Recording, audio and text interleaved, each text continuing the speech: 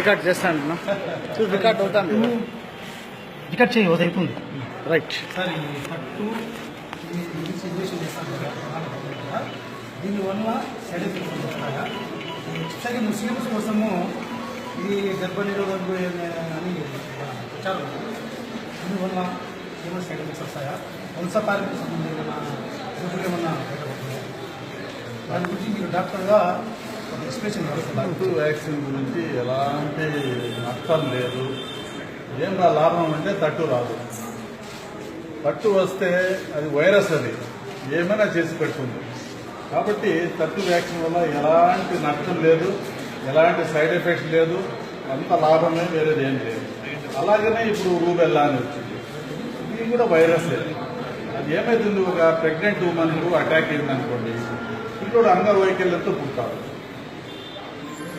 కాబట్టి అంగవైకల్యంతో పుడితే ఇక దాని మందు లేదు.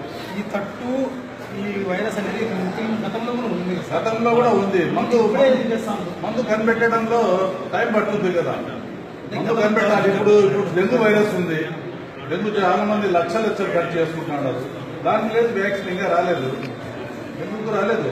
అలా స్కైన్ ఫ్లూ ఉంది, కడపలో కూడా నేను వింటున్నా 3-4 రోజుల ముందు ఒక చచ్చిపోయారని స్కైన్ ఫ్లూతో కడపలో. ఆ స్కైన్ ఫ్లూ కూడా వ్యాక్సిన్ లేదు, కనిపెట్టారు.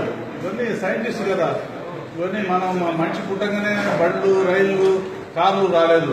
చిన్నగా ఒక్కొక్కటి సైకిల్ వచ్చింది, సైకిల్ మోటార్ వచ్చింది, కారు వచ్చింది, లారీ వచ్చింది, అట్లా కనిపెట్టుకుంటా పోతాడు. ఒక డాక్టర్గా